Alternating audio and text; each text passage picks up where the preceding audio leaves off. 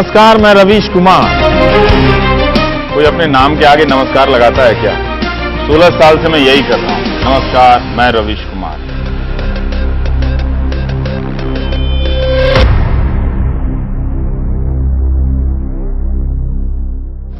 आप कभी नासा गए हैं?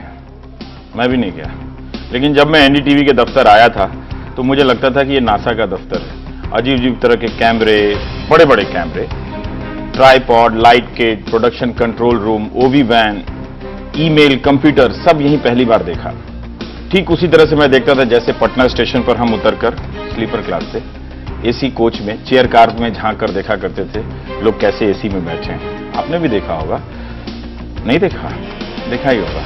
दरअसल मैं उस वक्त एनडीटीवी आया था जब हिंदुस्तान बदल रहा था, और ये 1996 की बात है, और मेरे जैसे कई लोग पूरे देश में यहां से वहां हो रहे थे और नई नई नौकरियों में जा रहे थे। यहां भी बहुत सारे हमारे वरिष्ठ सहयोगी कोई विदेश से पढ़कर आए थे, कोई दिल्ली के टॉप कॉलेजों से आए थे, और कोई दक्षिण से, कोई पूर्वोत्तर से, कोई उत्तर से, कोई राजस्थान से। तो इस तरह से एक पूरा हिंदुस्तान एनडीटीवी के भीतर हमने देखा, और पहली बार हम सब आपस में बात कर रहे थे, सीख रहे थे। हम भी आ ही गए थे इस भीड़ में, और आ गए तो आ ही गए। कार्यकर्ताओं की जोश से पता चलता है पिछले विधानसभा के चुनाव में पिछले 10 साल में उत्तर प्रदेश की जाति केंद्रित राजनीति में यह बहुत बड़ा बदलाव है। रवीश कुमार एनडीटीवी इंडिया के लिए। लेकिन ये बात सच है कि शुरू में इस दफ्तर में आने में बहुत घबराहट होती थी। लोगों के बोलने का तरीका, कपड़े, चाल ढाल, सब कुछ अजनबी, जो मेरी पृष्ठभूमि के हिसाब से। लेकिन काफी कुछ बदल गया है। तब लगता था ये नासा है, अब लगता है ये एनडीटीवी है।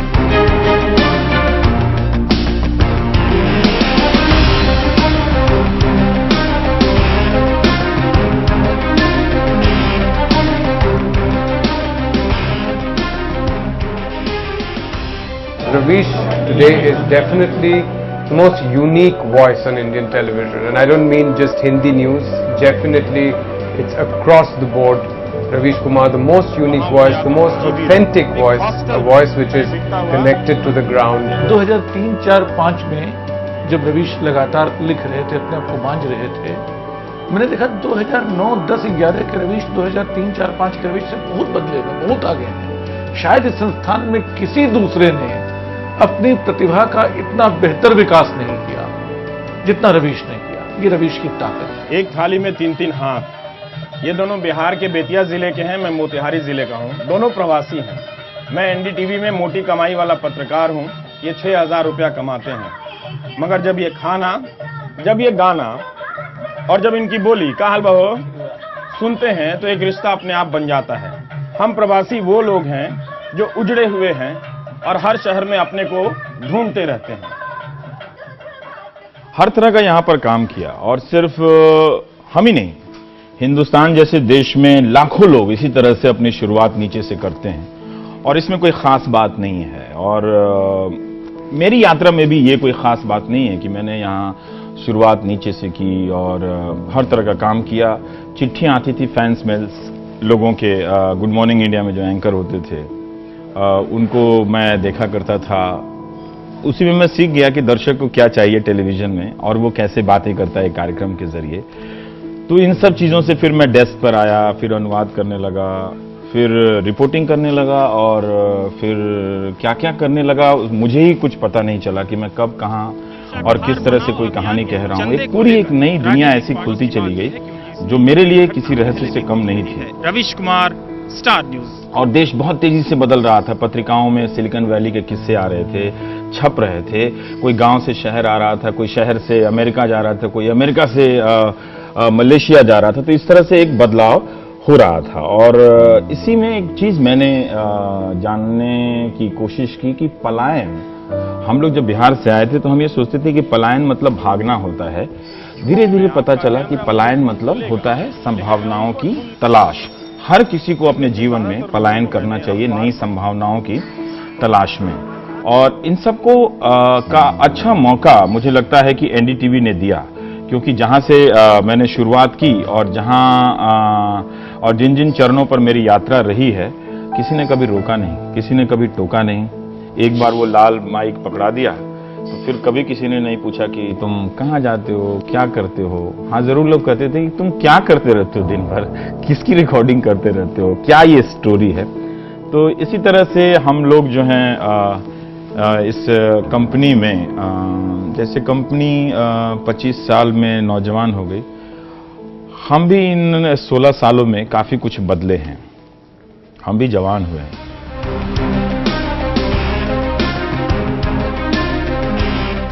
नमस्कार, मैं रवीश कुमार। क्या हमारे करोड़पति नेता 40 करोड़ गरीबों की गरीबी दूर कर सकते हैं? सवाल आपके सामने था कि मुसलमानों का नेतृत्व कौन करे, मजहबी नेता या सियासी नेता। वही ज्यादा अच्छा है कि सदन के वेल में जाकर सदन की कार्रवाई को स्थगित कर दी जाए और लगे कि हमने मुद्दा उठाया। अब मैं कुछ आपको नाम बताता हूं। राजदीप, बरखा, अर्नब, वासु, विक्रम, मनोरंजन भारती, मनीष कुमार, मोनिदीपा, टीएस सुधीर, विजय त्रिवेदी, ऑनिंद्य चक्रवर्ती। ये हमारे दफ्तर के पहले शख्स थे जिनका नाम लॉगिन नेम से पड़ा, ऑनिन। और विजय जी की डायरी देखकर तो इतना डर लगता था कि इसमें कितने नंबर हैं, पता नहीं मेरी डायरी में कब इतने नंबर आएंगे और मेरे पास इतनी खबरें आएंगी। राजदीप का नोट, सर मनोरंजन भारती के पास एक चिथड़ी सी कॉपी हुआ करती थी जिसमें सारी खबरें और पुराने लोग नेताओं के बाइट्स हुआ करते थे। राजदीप डांटते बहुत थे, बहुत घबराहट होती थी। डर के मारे पीछे के दरवाजे से हम लोग दफ्तर आते थे, खासकर मैं तो नताशा अक्सर कहती थी कि तुम चूहा हो, डरते हो राजदीप से। और राजदीप भी बिना बात की इतना गुस्सा कोई एडिटर करता है क्या? एक दिन तो राजदीप मेरे बाल को लेकर गुस्सा हो गया कि ये रिपोर्टर के बाल हैं या देवानंद के बाल हैं, तुम रिपोर्टर बनने आए हो या हीरो बनने आए हो। उसी तरह से कैमरामैन भी एक से एक, तुलसी, सुरेश, सुकुमार, मयूख, लाइली, नताशा बदवार, नरेंद्रा गोडावली। नताशा बदवार के सामने तो स्टोरी बताने में घबराहट होती थी। वो इतनी काबिल थी कि डर लगता था कि पता नहीं मेरी स्टोरी का लेवल वो है कि नहीं है। पर इस तरह से हम लोगों ने सीखा है यहाँ पर एनडीटीवी में, और सबने सबको मिलकर सिखाया है। कोई यहाँ एक दूसरे से ऊपर नहीं था, लेकिन धीरे धीरे इन सब की दखलंदाजी से और इन सब के सहयोग से हम लोग जो भी बन पाए हैं, जितना भी बन पाए हैं, कोई ये नहीं कह सकता कि मेरी इस कामयाबी में उसका हिस्सा नहीं है, सबका है। हो सकता है कि उसका नाम नहीं आया और उसको इनाम नहीं मिला जो हम लोगों को मिल जाता है। हुक्मरान की जुबान खबर है या जो नजर देखती वो खबर है। ग्लास आधा खाली या आधा भरा, ये चाल आपको उलझाने की, जहां नजर है वहीं खबर है। एनडीटीवी में चुनाव की रिपोर्टिंग पे बहुत जोर दिया जाता था। जब भी चुनाव आता था तो हम बहुत ही हसरत से देखा करते थे कि मुझे इस बार मौका मिलता है कि नहीं। मैं ही नहीं, और भी बहुत सारे रिपोर्टर। और जब एक बार मौका मिल जाता था तो पूरा महीना गाड़ी आपके पास, कभी आप मध्य प्रदेश में दौड़ रहे हैं, कभी आप राजस्थान में दौड़ रहे हैं, कोई पूछने वाला नहीं। हर कोई पूछा करता था, आज तुम्हारी स्टोरी क्या है, आज तुमने क्या देखा, क्या कोई बताने लायक कोई बात है या नहीं है। प्रोड्यूसर, एडिटर, ये सारी आपकी जिंदगी के हिस्सा बन जाया करते थे। मैं इस वक्त हाथी पर बैठा हूँ जो बसपा का चुनाव प्रचार चिन्ह है। रंग तो अभी भी इसका नीला ही है, लेकिन ढंग इस बार बदला हुआ नजर आता है। मायावती जहां भी जा रही हैं, वे अपने चुनाव प्रचार में इन्हीं बातों को दोहरा रही हैं। तो आपके साथ सुबह से लेकर शाम तक जगे रहते थे कि नहीं, हमारी स्टोरी बेस्ट होनी चाहिए, इसमें नेट साउंड नहीं है, इसकी लाइटिंग अच्छी नहीं है। इतनी कॉपी चेक होती थी कि जान निकल जाती थी। कई बार लगता था कि किस घड़ी में मैंने ये स्वीकार कर लिया कि मुझे रिपोर्टर बनना है, इतनी कॉपी मुझे चेक नहीं करानी थी। बहुत घबराहट। मायावती जी, वोटनामा कार्यक्रम में आपका स्वागत है। क्या करना है ये सोचकर कभी दफ्तर नहीं आया। फितरत ही कुछ करते रहने की थी। कुछ नया लिखना है, कुछ नई कहानी मिलनी चाहिए, कुछ नई तस्वीरें होनी चाहिए। और इलेक्शन के वक्त आता था तो हम सब बहुत हसरत से देखा करते थे कि उस लिस्ट में हमारा नाम आता है कि नहीं आता है, कि ये भी यहाँ जाएंगे, वहाँ जाएंगे। और एक बार जब वो मौका मिल गया तो क्या दिन, क्या रात, क्या नींद, क्या सपने, जाग कर खूब काम करना। और आप इन कहानियों को देखिएगा भी तो पता चलेगा कि इसमें कितनी मेहनत है, और सबकी मेहनत है, हमारी नहीं, रिपोर्टर की, प्रोड्यूसर की, एडिटर जिसने एडिट किया है, इन सब ने काफी मेहनत की। और ऐसे ही करते करते एक दिन रवीश की रिपोर्ट हाथ में लग गई।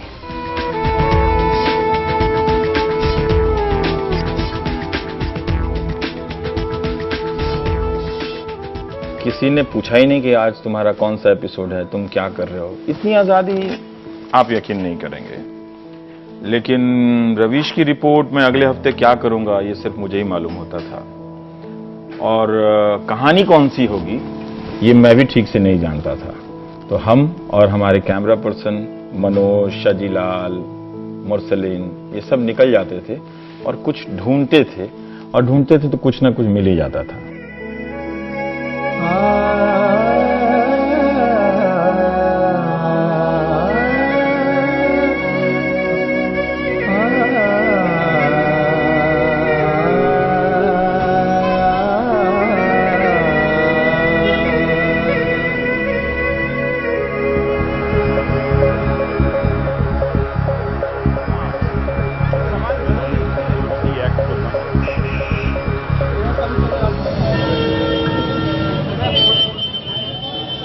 सर हम लोग को डी ब्लॉक जाना है। डी ब्लॉक स्ट्रेट जाओ और राइट। नमस्कार, मैं रवीश कुमार।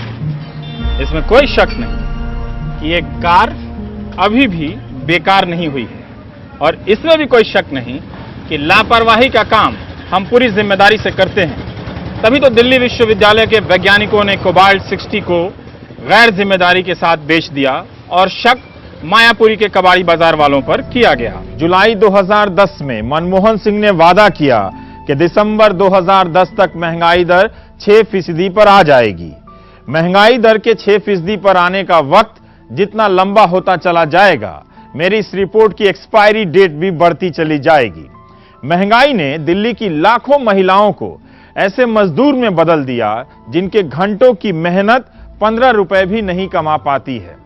अर्थशास्त्री होता तो आपको समझाता कि 1 घंटे में 144 पीस की 60 पैसे की मजदूरी का बड़े लोगों के बही खाते में क्या योगदान है।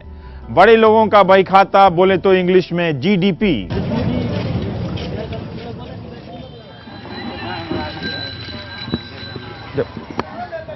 जब सैकड़ों लोगों के लिए खंबा सड़क है तो सड़क क्यों बना रहे हैं? Please tell Manmohan Singh to watch Ravish की रिपोर्ट।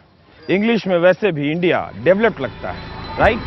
एनडीटीवी के 25 साल में 16 साल मेरी जिंदगी के हैं, और मेरी जिंदगी काफी बदली है।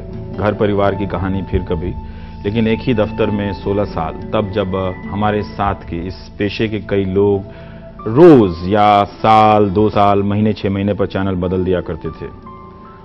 मैंने नहीं बदला, लेकिन कई बदलने वाले कहा करते थे कि तुम तालाब हो गए हो, और तालाब का पानी जो है बहुत दूर तक बहकर नहीं जाता।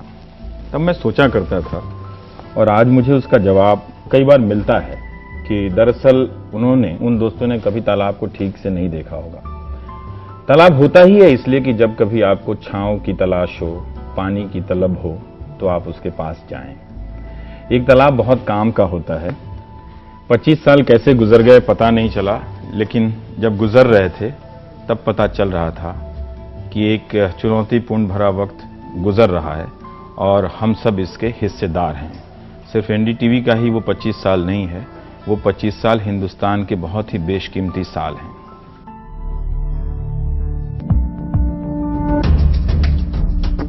वो जो गली कूचों की खाक छानता हुआ खबरें खंगाल कर लाता है। लेकिन तब क्या करेंगे आप जब आपकी मुलाकात रावण से हो? वो जो लोगों के सरोकार की बात करता है। कोई अफसर जांच कर रहा था, उसकी ईमानदारी का लोहा सब मानते हैं, तो दिक्कत क्या थी? वो जिसकी बात आंकड़ों के जाल और दलीलों की भूल भुलैया में गुम नहीं होती। वो जिसे इस बात का डर नहीं होता कि उसकी बात आम लोगों की समझ में आ जाएगी। आइडिया है कि डायलॉग होना चाहिए, संवाद। तभी लोग उसे देखते हैं, सुनते हैं। मैं रवीश कुमार, नाम ही काफी है।